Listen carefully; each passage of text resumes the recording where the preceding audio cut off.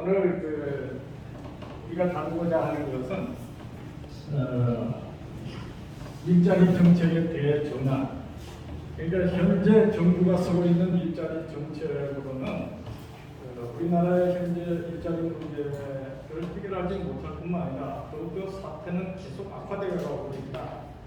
왜 이런 현상이 발생하고 있는가? 정부는 일자리 정책을 대체 어떻게 펴길래 역대 어느 정부보다도 많은 무려 111조 원을 일자리 예산에 투입을 시켰는데 일자리는 왜 이렇게 됐을까? 그 이유를 우선 알아야 될 것 같고, 그리고 그러면 앞으로 우리가 일자리 문제를 어떻게 해결할 것인가 하는 문제를 중심으로 이야기를 하고자 합니다.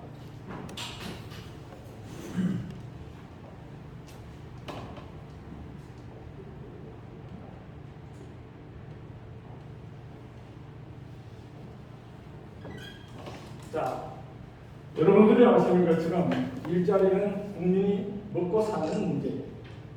그래서 우리가 흔히 국가 지도자가 해야 될 가장 중요한 것은 경제재민이죠. 국가를 잘 경영해서 백성들이 편안하게 먹고 살도록 해결을 해야 하는 것이죠. 그래서 경제재민의 가장 핵심적 과제가 사실은 좋은 일자리를 만드는 것입니다. 그래서 문재인 대통령께서도 취임할 때 그런 의식을 가지시고, 그런 문제의식을 가지시고 이 취임에서 가장 먼저 하신 일이 일자리위원회를 발족시키는 것입니다. 그리고 여러분들이 이 사진에서 보다시피 청와대 집무실에다가 일자리 상황판을 이렇게 걸어놓고, 그래서 일자리 정책을 통해서 일자리 정책이야말로 최고의 성장 전략이자 양극화 해소 정책이다 이렇게 했습니다. 이게 상당히 맞는 말씀인데, 그런데 방향은 잘못된 방향으로 계속 흘러가기 시작했다. 자, 문재인 정부의 일자리 정책을 간단하게 추리면 이렇게 되어 있습니다. 문재인 대통령은 공약에서 131만 개의 새로운 일자리를 창출하겠다고 공약을 했습니다. 그런데 그 내용을 보면 이렇게 되어 있습니다.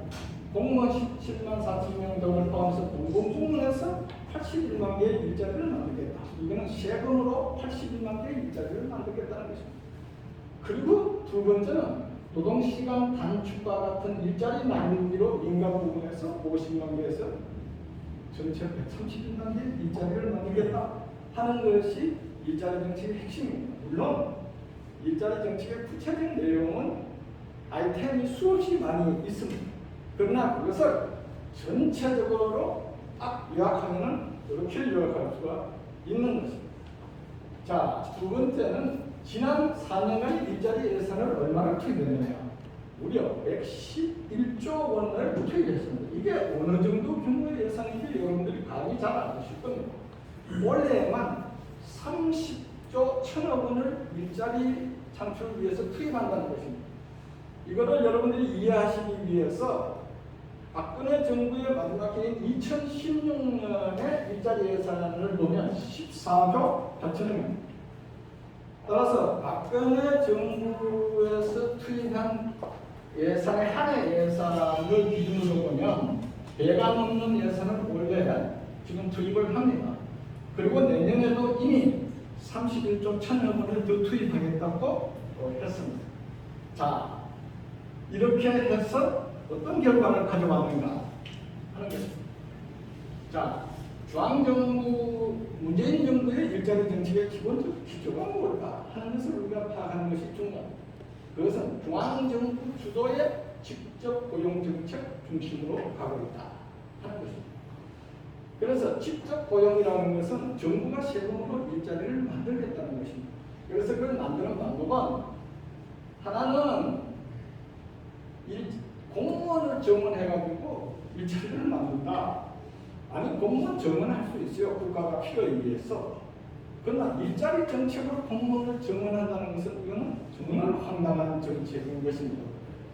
그래서 이거는 나중에 말씀드리겠지만 엄청난 부작용을 일으킬 수가 있습니다. 사실. 그런데 이게 공무원을 정원해서 일자리를 만들면 그 일자리 그 자체는 괜찮은 일자리가 될 수 있지만 엄청난 문제를 야기시킬 수 있다, 단기적으로. 그 다음에 두 번째 세금과 일자리를 만드는 큰 하나의 전략은 공공 근로등 단기 일자리를 만든다는 것입니다. 이것은 질 낮은 일자리를 양산시킨다는 것을 의미하는 것입니다. 자, 여러분들이 이 정책 기조를 들여다보면 이 정부의 일자리 정책은 실패할 수밖에 없겠다 하는 것을 충분히 예측할 수가 있을 것입니다. 그래서 문재인 정부는 공무원 정원을 17만 4천으로 정원시켰다고 했습니다. 이게 얼마나 끔찍하고 어마어마한 규모인가 여러분들이 여기에 보십시오. 현재 문재인 정부에서 공무원 현재 정원을 한 10만 명 가까이 했습니다. 아마 이 정부가 끝날 때쯤에는 중앙정부의 국가공무원을 의미합니다. 지방공무원이 아니라 국가공무원만 해서 11만 정도가 증가할 것으로 예상되고 있습니다. 그래서 행정부의 국가공무원이 취임 후에 지금까지 현재까지 14.8%가 증가했습니다. 이게 어느 정도냐? 박근혜 정부에서 4년만 했는 것이 4.5%를 증가시켰습니다. 자, 그런데 2022년에 이미 5,818명을 추가적으로 더 증원하겠다고 해서 예산을 편성해 놨으니까 지금 이 정부에서 하는 것이 16.7%의 국가공무원을 증원시키는 겁니다. 이게 임기 동안에는. 그러면 박근혜 정부 4년 동안에 공무원을 27,725명, 지방공무원, 중앙부처의 국가공무원이에요, 기준으로 했는데 지금 이 현 정부가 11만 명 정도 간다면 이게 도대체 공무원을 몇 배를 박근혜 정부가 정원시킨 것에 비해서 정원시켰는가? 거의 뭐 4배 정도 가까이 지금 정원을 시키고 있지 않습니까? 그래서 시간 여러분들이 이게 구체적으로 2016년과 2020년 대표를 보시면 아주 분명하게 아실 수가 있을 것입니다. 자, 그러면 문재인 정부 2017년부터 2021년 7월을 기준으로 해서 2021년 7월을 기준으로 해서 일자리 정책의 효과를 우리가 보면 이렇게 되어 있습니다. 일자리가 4년 동안에 57만 개가 증가했다. 그래서 일자리가 증가했다 이렇게 되어 있습니다. 57만 개는 어느 정도가? 이것은 일자리 창출 목표가 아까 131만 개라 했으니까 거기에 43.5%의 수준으로 양적으로 일자리 목표를 달성한 것처럼 보입니다. 그런데 이 57만 개의 실상이 어떤가? 들여다보면 이렇습니다. 이게 60세 이상 노인 일자리가 136만 7천 개가 증가했습니다. 그런데 청년층 15세에서 29세를 기준으로 한 청년층 일자리가 4만 6천 개가 소멸됐습니다. 순수하게 4만 6천 개가 사라졌습니다. 거기에다가 이게 이 청년층 일자리를 만든다 해가지고 공무원도 정원시켰죠. 그리고 청년 디지털 일자리 사업이라 해가지고 여기에도 엄청난 예산을 투입해놨어요. 그런데도 불구하고 청년층 일자리는 오히려 4만 6천 개가 소멸되고 있어요. 거기에다가 청장년층 일자리 30세에서 49세 사이에 있는 청장년층 일자리는 무려 88만 5천 개가 소멸됐습니다. 이것은 청년과 청장년층 부분에서 100만 개에 가까운 93만 1천 개의 일자리가 소멸돼 버리고 그리고 60세 이상 노인 일자리 136만 7천 개를 증가시켜서 전체적으로 57만 개의 일자리가 늘어난 것으로 지금 나타나고 있는 것이 현재 이 정부의 일자리 정책의 실상입니다. 자, 그러면서 이런 과정에서 질 좋은 일자리가 대규모로 붕괴되고 질 낮은 일자리가 엄청나게 크게 증가하는 현상을 보이고 있습니다. 자, 주당 36시간 이상 안정된 일자리가 무려 142만 1천 개가 소멸되고 있습니다.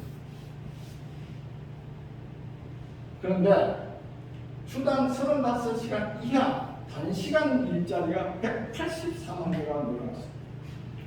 이런 것들은 정부가 계속 세금으로 가지고 알바 일자리를 계속 만들고 소득 주도형 성장을 한다 하면서 최저임금을 갑작스럽게 올리는 충격 속에서 그러면서 이제 일자리를 자영업자들이 이 종업원을 채용할 때에 이 15시간씩 이렇게 쪼개가지고 사람들을 고용하기 시작하고 이런 현상들이 계속 나타나면서 단시간 일자리들이 크게 늘어나게 되는 것입니다. 여러분들이 이 통계표를 쭉 보시면은 우리가 아까 조금 전에는 일자리 수가 얼마나 붕괴되는가 하는 것을 중심으로 이야기를 했는데 우리가 항상 이렇게 이야기할 수가 있습니다. 우리나라가 현재 고령화 속도가 빠르기 때문에 지금 연령층이 노령층을 이동하고 있기 때문에 그런 현상이 발생할 수 있다. 이렇게 반박할 수가 있습니다.